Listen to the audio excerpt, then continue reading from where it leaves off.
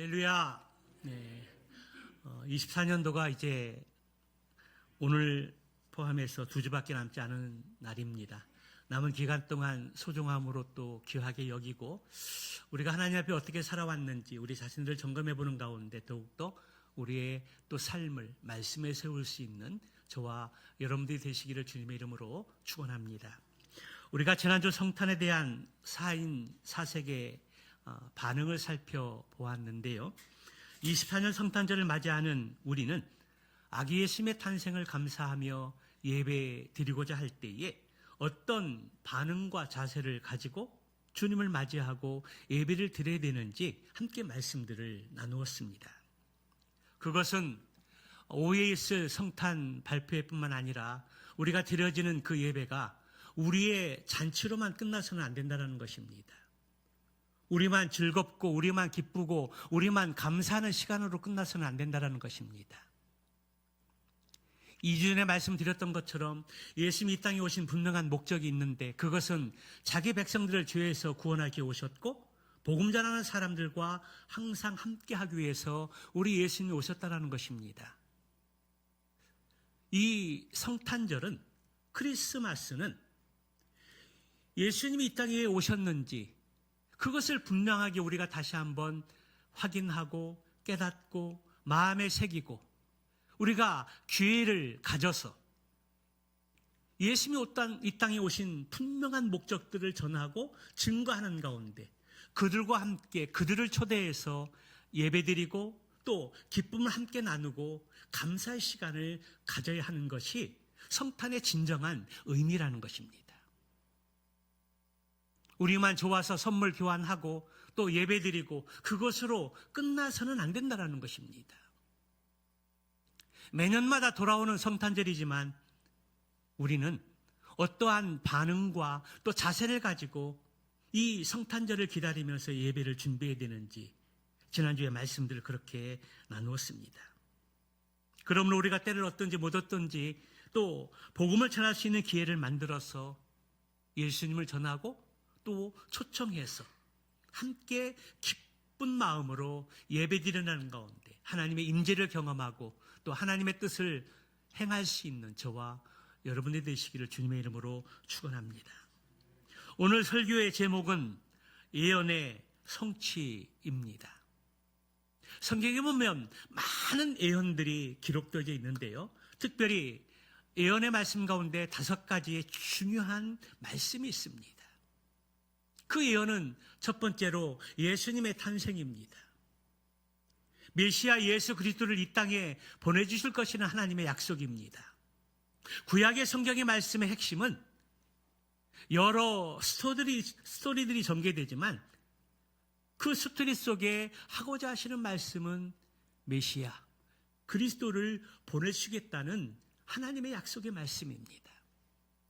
그리고 신약의 말씀은 오신 예수님, 구약에서 보내실 메시아에 대해서 약속한 거라면 신약은 오신 예수님에 대한 말씀의 내용입니다. 예수님의 탄생, 두 번째는 예수님의 십자가의 죽으심입니다.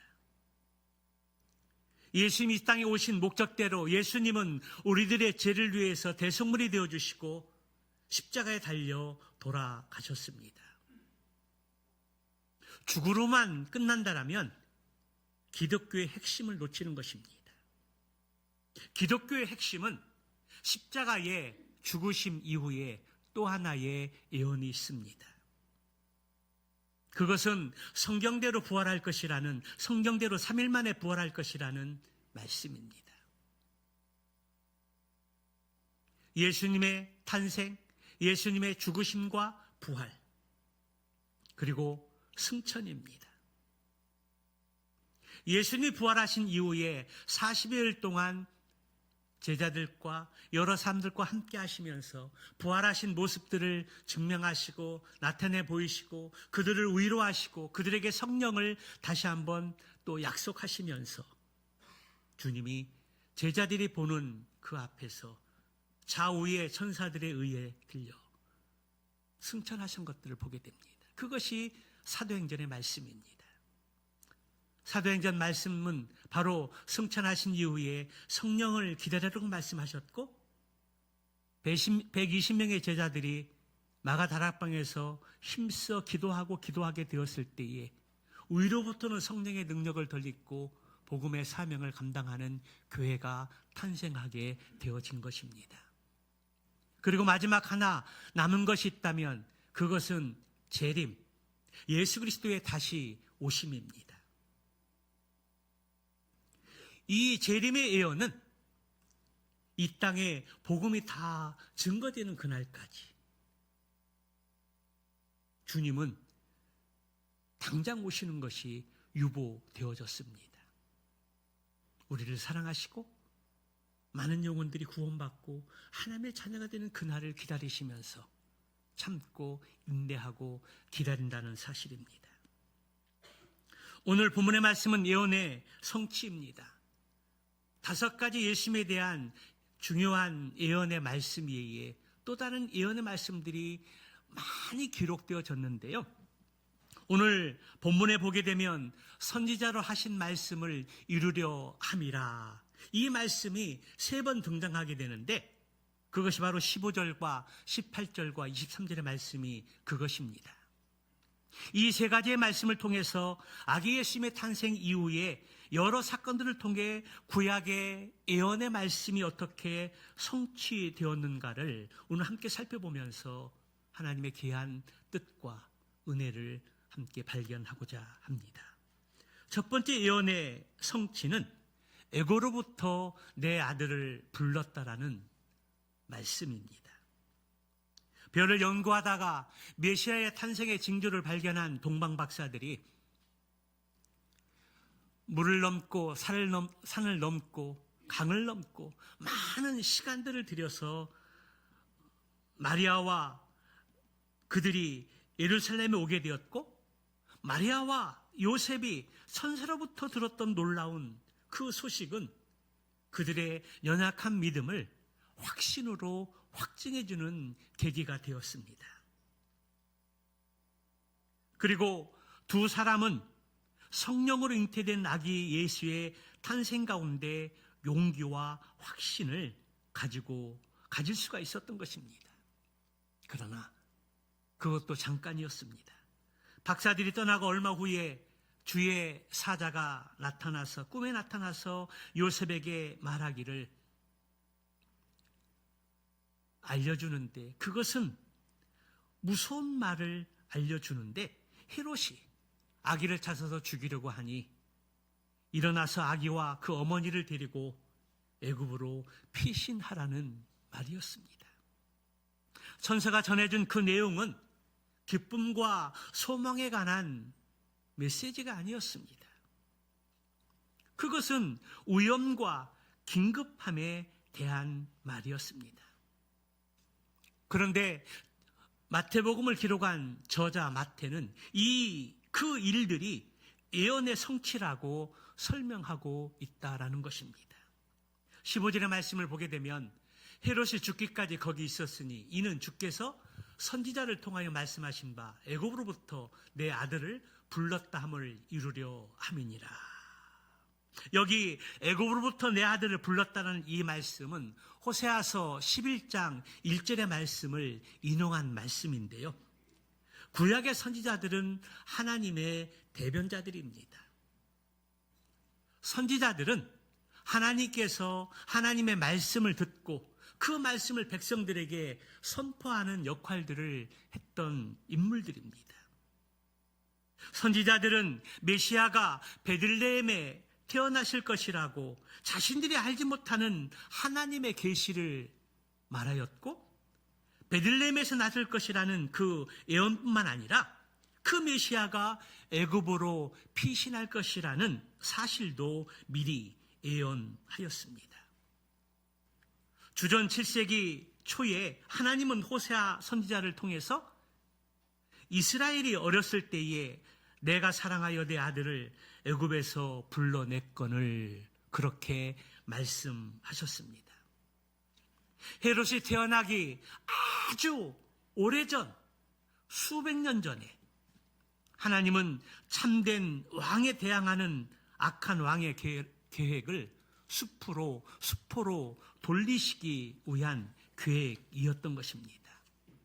여기 호세아에서 내 아들이라는 이 언급은 이스라엘 백성들을 가리키는 말인데요. 그것은 하나님께서 애굽 바로 왕의 속박에 있었던 그 백성들을 애굽으로부터 불러내신 사건에 대한 언급입니다. 그런데 왜 마태는 왜 이것을 아기 예수님의 애굽으로 피신하신 것과 연결해서 그 말씀을 인용하고 있을까요? 호세아서를 쓸 그 당시의 배경을 보게 되면 실패와 타락과 영적 비극이 바로 이스라엘의 영적 상태였다라는 것입니다. 고멜은 육체적으로 간음했으며 이스라엘은 영적으로 간음했습니다. 선택된 하나님의 백성은 마치 고멜이 그 남편을 버리고 다른 여인을 쫓아간 것처럼 이스라엘 백성들은 거짓 신들과 우상을 쫓아갔던 것입니다. 호세의 마음은 찢기고 슬픈 것 같았지만 그 아내를 계속 사랑하였고 아내가 돌아오기를 기다리고 또 기다렸습니다. 그러나 호세의 아내 고멜은 부끄러운 것도 잊은 채 부정한 일을 계속 하였지만 하나님은 호세에게 그녀를 데려오라고 또 말씀하십니다. 그래서 호세아는 하나님의 말씀에 순종해서 은 15겔 그리고 보리 한 호멜 반을 가지고 고멜을 찾아갔고 호세아는 고멜을 다시 자기 아내로 받아들이고 전처럼 사랑했던 것입니다. 호세아 11장 3절 4절 말씀을 보게 되면 그러나 내가 에브라임에게서 걸음을 가르치고 내 팔로 안았음에도 내가 그들을 고치는 줄을 그들은 알지 못하였도다. 내가 사람의 줄 곧 사랑의 줄로 그들을 이끌었고 그들에게 대하여 그 목에서 멍에를 벗기는 자같이 되었으며 그들 앞에 먹을 것을 두었노라. 오늘 이 말씀의 의미가 뭐냐면 이 말씀은 하나님이 이스라엘 백성들을 어떻게 가르치고 인도했고 또 필요한 것들을 공급해 주셨고 고치시고 이끌었는지 사랑했는지 그리고 그들의 짐들을 가볍게 하신 것에 대한 말씀입니다.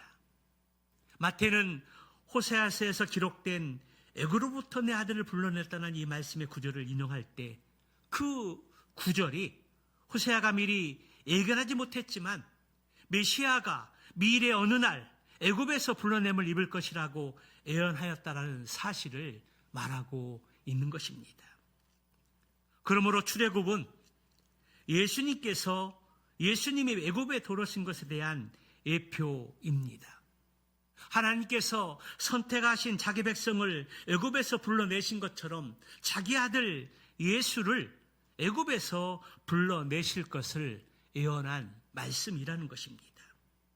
마태의 인용을 통해서 우리는 이스라엘의 출애굽 사건이 바로 예수님이 출애굽부터 돌아오신 것에 대한 예표임을 우리는 알 수 있습니다.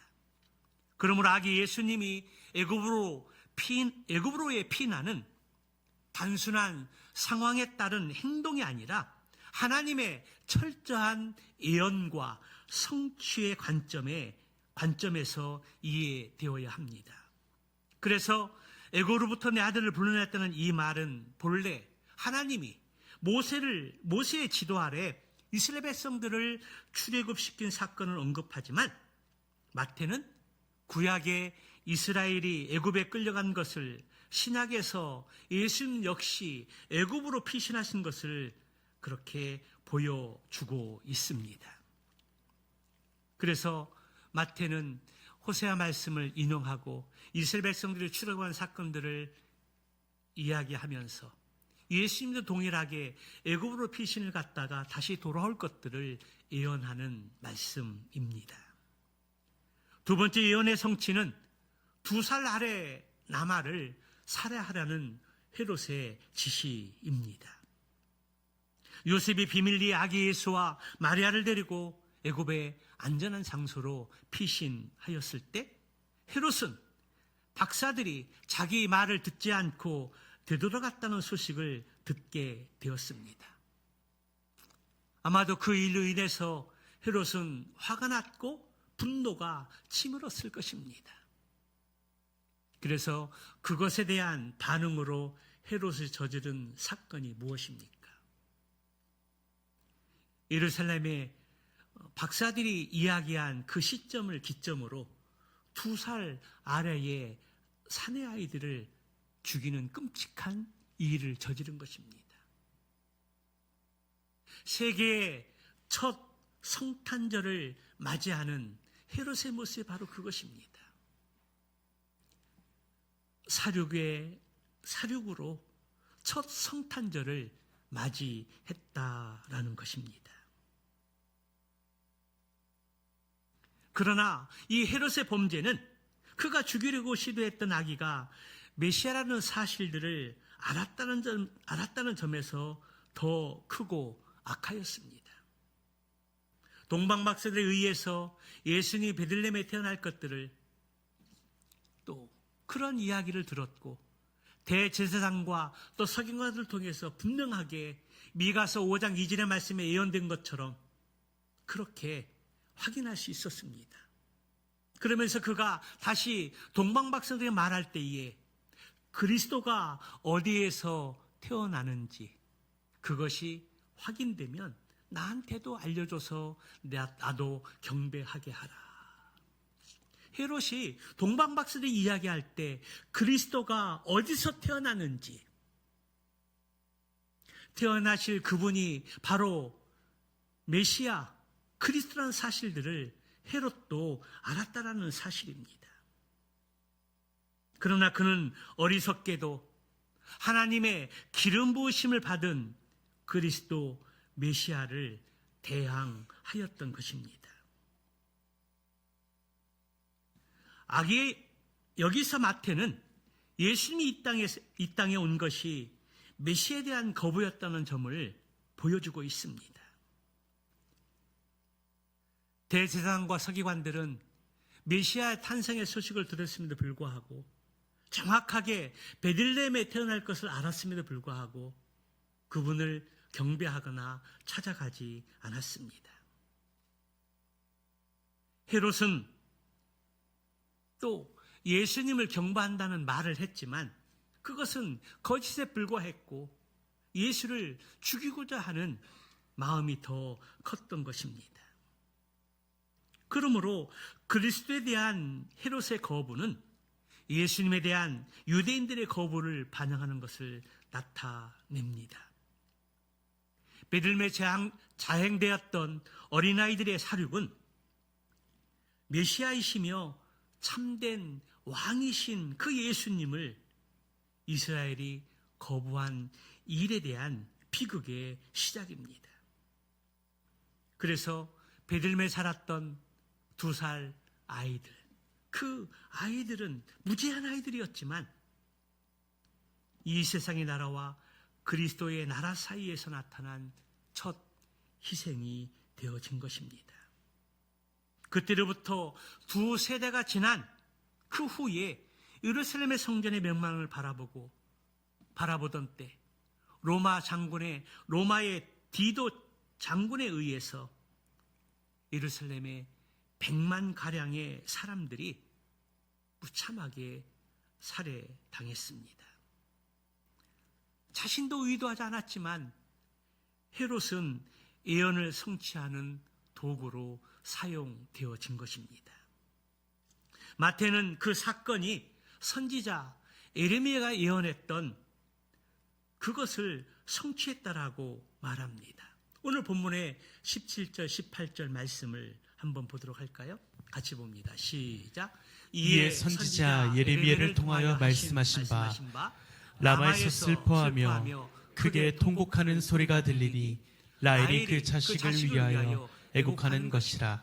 그가 자식이 없으므로 위로받기를 거절하였도다 함이 이루어졌느니라. 예수님이 애굽에서 돌아온 사건처럼 이 예언은 예표의 형태입니다. 오늘 마태가 인용한 예레미야 31장 15절의 말씀에서 예레미야는 바벨론에 의해서 예루살렘이 멸망당할 때에 이스라엘의 큰 슬픔을 말하고 있습니다. 오늘 17절 18절 말씀에 한 지명의 이름이 나오는데요, 그것은 라마라 하는 곳입니다. 이 라마라 하는 것은 예루살렘에서 약 8km 정도 떨어진 곳으로서 북이스라엘과 남유다의 경계선입니다. 그런데 이 라마라는 이곳이 바로 유대인들이 바벨론에게 멸망을 당하고 남유다가 바벨론에게 멸망을 당하고 포로로 끌려갈 때에 손에 발에 착고가 차인 채로 포로로 끌려갈 때에 이 라마라는 이 장소에서 대기하고 있었습니다. 잠시 머물렀던 장소입니다. 그런데 그곳 라마에서 들려오는 슬퍼하고 통곡하는 소리가 자식을 잃고 우는 라헬이 위로받기를 거절하는구나, 이 예언의 말씀이 이루어졌다고 성경은 말씀하고 있습니다.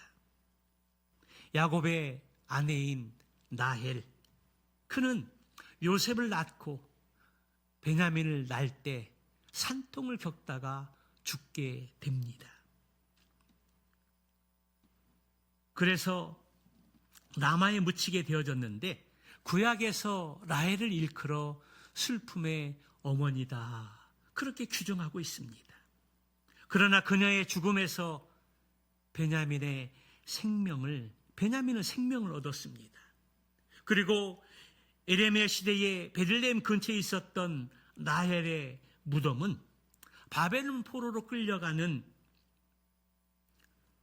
유대인들의 이스라엘의 고통과 아픔을, 그들의 행렬들을 지켜보았던 것입니다. 어떤 의미에서 그녀는 잡혀가는 포로들의 고통과 황폐함 속으로 들어간 것입니다. 그러나 여기 죽음에서 생명으로 나왔고 포로의 그 기와는 이스라엘의 새 생명을 가져다 주었습니다. 우리가 인간적으로 볼 때 하나님이 하시는 많은 일들 중에 때로는 이해되지 않고 또 실망하는 일들도 있을 수 있습니다. 하지만 그 사건 가운데 하나님께서 우리를 위한, 우리의 선을 위한, 그리고 우리를 향한 그분의 최선은 어떠한 형태로든지 드러나게 되고 이루어진다라는 사실입니다. 사랑하는 성도 여러분, 하나님의 주권을 믿습니까? 하나님께서 어떠한 상황과 환경 가운데서도 역사하심을 믿습니까? 그렇습니다. 하나님을 사랑하는 자, 곧 그의 뜻대로 부르심을 입은 자들에게는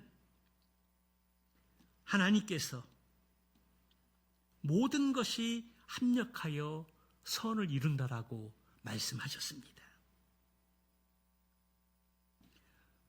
여러분이 이해할 수 없고 또 모순되고 때로는 아이러니한 일들이 일어날 수 있습니다. 그러나 그런 환경 속에서도 우리는 하나님께서 우리의 배후 가운데 살아계셔서 역사하고 계심을 기억할 수 있기를 바랍니다. 하나님이 우리를 위해서 일하고 계심을 믿고 의식할 수 있기를 바랍니다. 그리고 그 신실하신 하나님의 인격과 성품을 붙잡고 기도할 때 그분이 반드시 응답하심을 믿습니다. 하나님은 반드시 선한 길로 인도하실 것입니다. 때론 우리가 기도하고 간구하는데도 불구하고 더디게 응답되는 것 같고 또 내가 생각했던 다른 방향으로 일들이 이루어진다 할지라도 하나님은 합력하여 선을 이루시고 반드시 가장 좋은 것으로 우리에게 응답하실 줄 믿습니다. 하나님은 살아계십니다. 살아계신 하나님께서 우리를 실망시키지 않으실 것입니다. 반드시 그것이 늦게 이루어진다 할지라도 하나님께서 반드시 응답하시고 역사하시고 일하실 줄로 믿습니다. 마지막 세 번째 예언의 성취는 요셉이 애굽에서 나와 갈릴리로 간 것입니다. 아기 예수님의 목숨을 노리던 헤롯이 죽고 그의 아들 아켈라오가 왕이 되었습니다. 그런데 요셉은 다시 베들레헴으로 가기를 두려워했다라는 것입니다. 헤롯도 악한 왕이었지만 역시 그 아들 아켈라오도 악한 왕이었습니다. 그래서 언제 어떤 위험이 닥칠까 두려워서 베들레헴으로 돌아가기를 두려워했다라는 것입니다. 그 마음을 아시고 하나님께서는 꿈에 나타나셔서 어디로 가라고 말씀하십니까? 갈릴리로 가라. 갈릴리 지방으로 가게 되었고 그 나사렛 동네에서 살게 되었다라는 것입니다. 그런데 마태는 이 사실을 예언의 성취로 말씀하고 있다라는 것입니다. 23절을 보면 나사렛이라는 동네에 가서 사니 이는 선지자를 하신 말씀에 나사렛 사람이라 칭하리라 하심을 이루려 함이라. 여기 마태가 인용한 말씀은 이사야서 11장 1절의 말씀을 인용한 것인데요. 그 말씀을 한번 같이 읽어보도록 할까요? 같이 봅니다. 시작. 이새의 줄기에서 한 싹이 나며 그 뿌리에서 한 가지가 나서 결실할 것이요. 이 말씀은 장차 이새의 가문에서 새로운 싹이 나서 새로운 가지가 나서 크게 번성하고 열매를 맺을 것인데 1차적으로는 다윗을 뜻하지만 궁극적으로는 다윗의 후손으로 오실 메시아 예수 그리스도를 뜻하는 말씀입니다. 예수님 당시 나사렛 그곳은 멸시받고 천박한 초원 동네에 불과했고 그래서 빌립의 전도를 받았던 나다네엘도 그가 말하기를 갈릴리에서 무슨 선한 것이 날 수 있느냐? 선한 것이 나겠느냐? 그렇게 말했던 곳입니다. 또한 선지자들의 예언의 말씀을 보게 되면 메시아는 멸시받고 고난받고 고통받을 것들을 수없이 예언했습니다. 그러한 예수님은 베들레헴에서 탄생하시고 헤롯의 오염을 피해서 애굽으로 갔다가 다시 베들레헴으로 오지 못하고 나사렛에 오셔서 사신 것이 바로 예언의 성취였습니다. 그렇지만 그에게 주어진 큰 영광스러운 명예는 감추어져 있다는 사실입니다. 유대인의 왕은 베들레헴 출신이어야 하는데 예수님께서 이러한 피난 생활과 경로를 통해 그의 출신은 잊혀지고 자신의 이름 또 아버지 요셉의 고향인 나사렛에서 자라므로 원 출신인 베들레헴 예수가 아니라 나사렛 예수라 그렇게 불려지게 된 것입니다. 그래서 사람들의 인식은 베들레헴의 예수가 아니라 나사렛 예수로 그렇게 불려지게 된 것입니다. 그러기에 예수님은 메시아에 대한 자격 기준에 항상 미달되었습니다. 베들레헴의 출신 예수가 아니라 나사렛 출신 예수라는 그 이름이 불려졌기 때문에 촌동네, 천박한 동네, 그리고 멸시받는 그 동네, 그 출신이라고 인식하고 있기에 그 베들레헴에 출생하신 예수님의 그 명예는 감추어지고 나사렛 예수로 불려지게 된 것입니다. 우리는 지금 24년 성탄절을 맞이하기 전에 아기 예수님의 출생과 피난 그리고 나사렛에서 정착하는 유아 시절의 내용을 나누고 있습니다. 그 과정에서 예수님의 어머니는 간통한 여자로 정죄받아 죽을 수도 있었습니다. 또 예수님은 헤롯에 의해서 살해당할 수도 있었습니다. 또한 예수님은 애굽에서 미아가 될 수도 있었습니다. 그러나 그러한 염려스러운 일들은 일어나지 않았습니다. 왜 그랬을까요? 하나님의 손이 예수님을 붙잡고 있었기 때문입니다. 어려운 순간, 고난의 순간, 어떠한 인생의 환난 속에서도 우리 하나님이 함께 하시고 주님의 손이 우리 인생을 붙잡고 있으면